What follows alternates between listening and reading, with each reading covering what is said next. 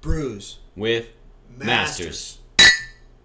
This episode is brought to you by our sponsor, Crazy Harry's Bar.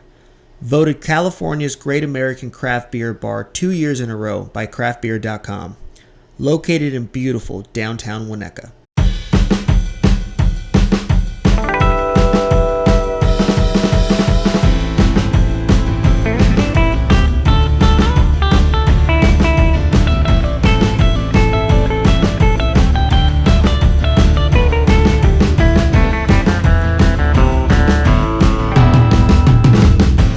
Welcome everyone.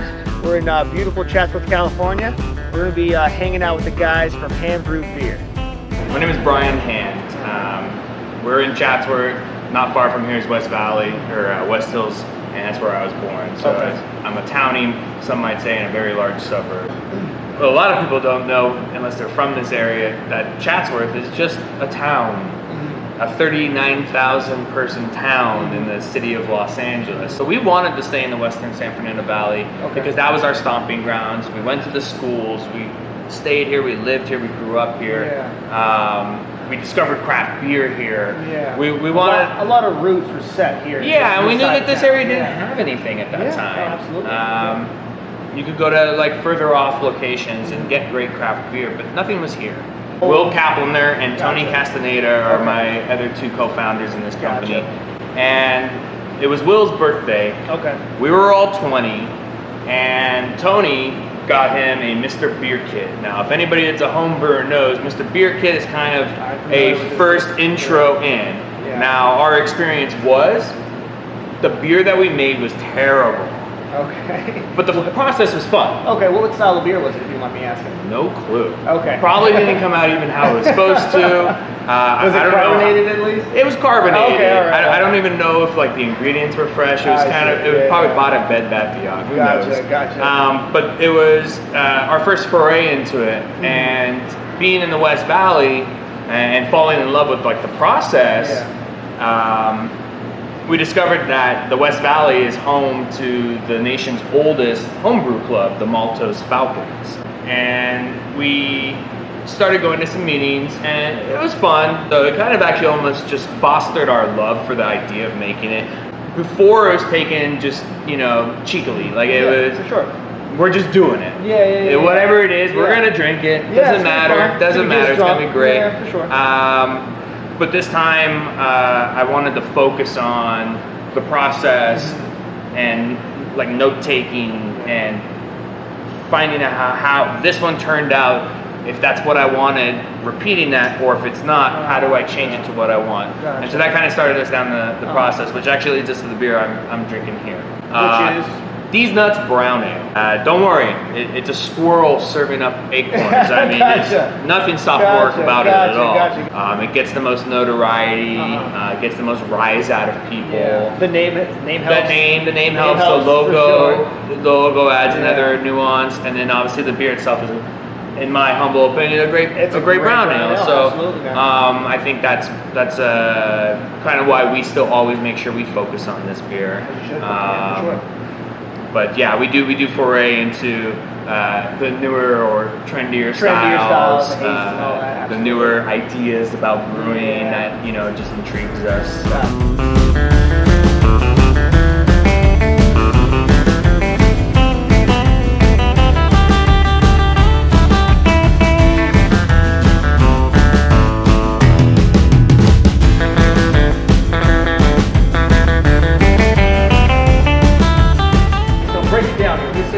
Flat Earth, right? Which is a hazy IPA, is that right? Yeah, so this is our Flat Earth IPA. We're hesitant always on the hazy IPA because I just hadn't come across a lot of good examples I enjoyed. But then I started more and more finding them, and we were like, all right, it's time to make our own. So we decided to do a West Coast approach. By that, what I mean is typically in a hazy IPA or New England style, you don't tend to put too much hops in the boil. We wanted to make it more like a traditional IPA, but have all the components and ingredients that would lend it to be a hazy. So we did actually put some boil hops in here. We typically use CTZ as a boil bittering hop. This one also has Amarillo and citrus in it. and Citra, and yeah, it's come out great. It's got that great juicy character. It's a little higher than most examples, just at 7.4%, and does have a little bit of that West Coast bitterness to it. Gotcha. And then so you kind of took the best of both worlds, with the West Coast style being a little bit hoppier, and then the New England style being, like you said, juicier. You just kind of merge those two together, which is why you call it Flat Earth. And I just have to ask, why the name Flat Earth? As I said at the beginning, I wasn't really a fan of the style, the New England style, so much until I found better examples, I suppose. And so when we decided to make it, we figured call it Flat Earth because it's all fake science anyways. So that's a little tongue-in-cheek thing there. We have to watch out for the emails that really congratulate us on our Flat Earth beliefs. So it's fun. Well, I'm gonna go ahead and try it out, see what flavors I pick up. So just off the nose here, cheers to you, my friend. Thanks again. Yeah. So just off the nose, very tropical, very fruity. I'm getting a lot of citrus notes in there. I get a little bit of like pineapple almost, like a grapefruit style pineapple, kind of sweet, aromatic to it. Yeah. Go and try that out. Oh wow! Right on the nose with the juicy, nice little hop, dryness, bittering at the back end. I'm assuming that's the West Coast style that I'm kind of picking up there, right? Probably getting your balance in there. Yeah, that is a fantastic beer. What's the alcohol percentage of it? 7.4%. 7.4%. So a lot of times with the New England style, you are in like the mid to high sixes. Okay. There are some breweries that do like a double New England, and those will be maybe slightly higher than the 7.4. But we always figure that's a good range for a West Coast IPA, is having a little bit more alcohol too. Gotcha. That dude, right on the nose, does not taste like a 7.4. That'll sneak up on you for sure. Oh yeah. Yeah. So we have the other beer that we have here. So this is actually our Erudite wit beer. It's our white ale that we make in house, and what we mean by a Randall, it's an inline infuser that was created by someone named Randall at Dogfish Head Brewing Company, and we actually bought ours from Dogfish Head. They sell it on their website. It's basically a 2-chamber vessel that will allow you to take a keg that's undoctored, and you can put in whole leaf hops, you can put in fruit, you can put in vegetables if you want, you can put in anything you like, and then it goes through this 2-chamber infuser and comes out on the tap with these flavors intact. This week we rotate every week. This week we used our Erudite wit beer, and we combined it with hibiscus and also suki oranges, or Japanese orange. So what's nice about the inline infuser is that it'll impart some of those flavors, get you an idea. We've in the past used that idea to create new beers and just doing a traditional infusion method. So we get to play. And this week's came out slightly sweeter than our typical wit beer taste on its own. Again, you're going to get that hibiscus and suki orange, citrus and sweetness in there. Mind if I try it? Go for it. All right. So just off the nose here, I'm really picking up that coriander, a little bit of banana clove as well. Definitely getting a lot of citrus notes, I'm assuming, for that Japanese style orange, right? And you can just smell that, I don't know the name of the yeast, but that Belgian style yeast that you guys use, I'm assuming, right? It really is just, I wish you guys can smell this right now. It's a fantastic aroma. Wow. Oh yeah.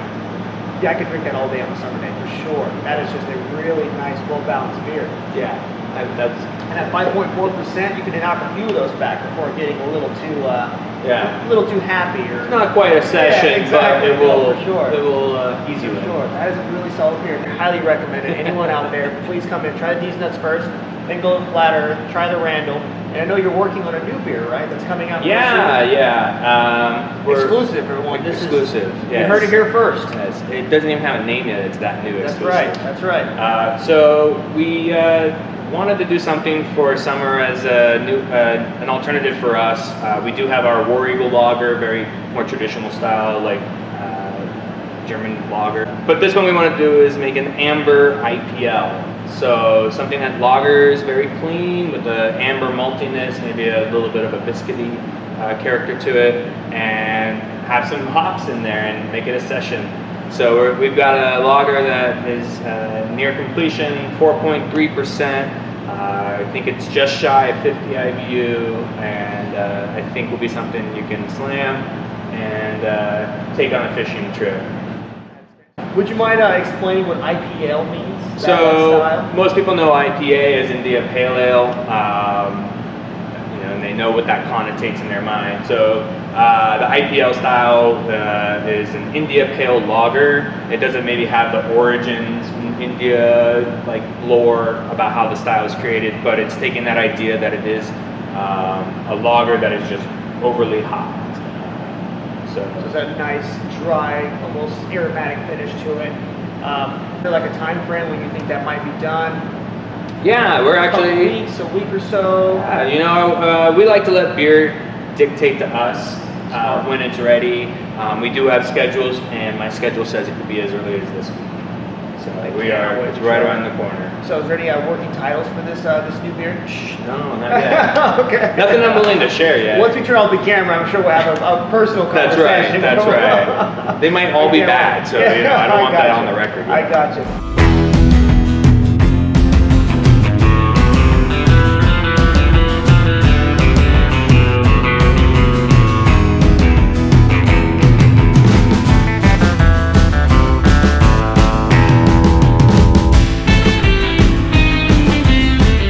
Kind of moved out here about 15 years ago and been here ever since. The way we were raised and grew up and what the dads and uncles all drink, I'm not going to mention no names of what beer it was, but it kind of took a liking to the craft beer scene. The beer was good. The one that I had the last time I was here, which I really liked, was the Bridge to Nowhere. And that actually reminded me of the time we actually went to the Bridge to Nowhere. I think the goal was to just make good craft beer. Gotcha. We homebrewed in our backyard. We fashioned our tasting room as a backyard feel to it. We've got fence boards up. I mean, we wanted, and that idea was, it was like a community space, our backyard in college. I'd come home and there'd be random friends like hanging out, like, hey, we were waiting for you to get home, and they're just sitting in the backyard, like hanging out, and by the fire pit kind of thing. But we wanted that, like, to bring that aspect to a community space. Gotcha. And let it be where people, all creed, color, and thought process come and hang out and just, find new zen. And that's kind of what we wanted to approach.